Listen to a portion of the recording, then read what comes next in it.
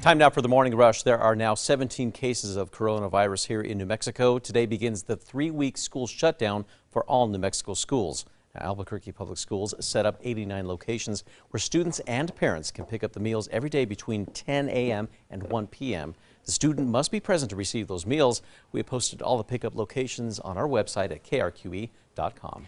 Starting this morning, restaurants, breweries, and bars are under new restrictions. The state's health secretary says the businesses cannot be more than half its seated capacity. In the meantime, the state's restaurant association says businesses are taking extreme measures to stay clean for the public. The order also says tables and booths cannot seat more than 6 people, and that the booths or tables must be separated by at least 6 feet. And for today, we are seeing some fog on the east side of the state this morning, but otherwise we'll see some clearer conditions. As we go through the day today, we will start to see the low pressure system moving closer to the southwest, bringing in some cloud cover as we go into this evening and tomorrow, but rain showers hold off until tomorrow evening and Wednesday. State agencies are limiting face-to-face contact with the public. Now that includes closing all state museums, parks, and historic sites. The rail runner will also not be running through the duration of this public emergency. MVD offices will only be open to those with appointments, and all state employees who can work from home will be set up to do so. The city of Albuquerque also adding more closures today. The biopark will be closed until after April 15th, including indoor and outdoor exhibits. City employees who cannot telework and who are ordered to stay home will be paid. All Define Fitness gyms are open this morning. This comes after a member at the Bosque location tested positive for coronavirus. Define Fitness says the individual contracted the virus after traveling to another state. It's unclear when or where that person was traveling. Define Fitness says that it bought a new cleaning system and sanitized the entire facility. Today, several New Mexico ski resorts are closing due to the coronavirus outbreak. Ski Santa Fe, Taos Valley, and Red River all closed. Angel Fire Resort will close at 4 p.m. today. Padito and Ski Apache still plan to remain open through next weekend, with Sipapu slated to wrap up next month. Starting today, the Sandia Peak Tram is also shut down as of close of business last night. This means the new 10-3 restaurant on the crest will also be closed. There's no word when the tram itself will reopen. The Presbyterian Clinic on the west side continues to screen patients for the virus in their cars. Yesterday, they tested a total of 300 at the clinic's drive-through screening site that's near St. Pius. Medical professionals say testing people in their cars helps prevent the potential spread of the disease. Loveless says they've tested about 900 patients this weekend. This morning, a local distillery and brewing in Albuquerque is handing out free hand sanitizer made from its vodka. The owner of Broken Trail Distillery on Manal near San Pedro began making their own hand sanitizer.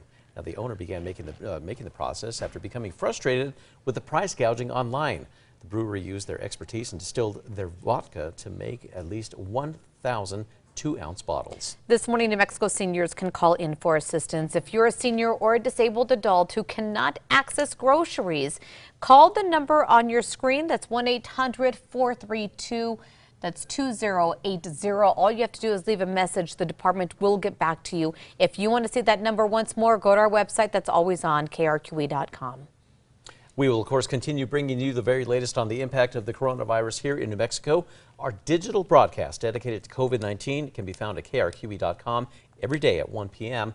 You can also visit our website for resources and an up-to-date list of closures. Erica.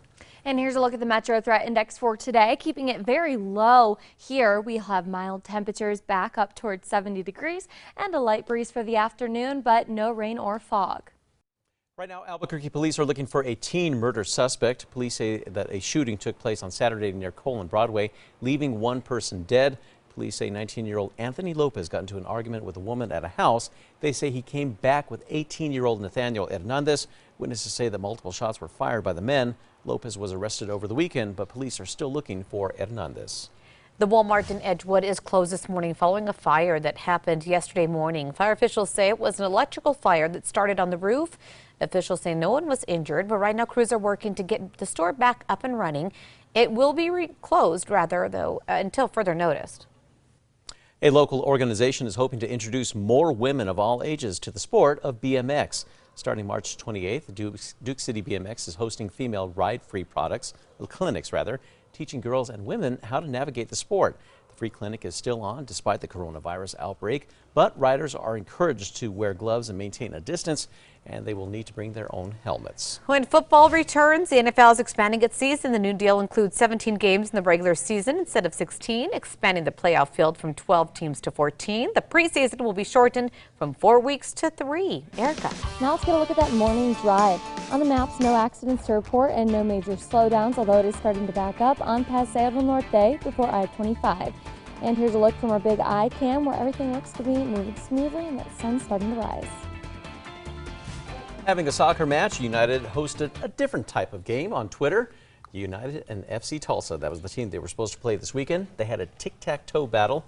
Unfortunately, it was a Cats game, but fans were still glad to have some kind of entertainment. Oh, they ended in a tie. Next time, though, Yeah. we'll get you. All right, Ray, the one-eared golden retriever is melting hearts this morning. Take a look at this adorable 12-week-old golden. Lost one of her ears due to an accidental injury after birth. Nicknamed the unicorn dog because her one ear sits right on top of her head. Ray is teaching people how to celebrate what makes them different.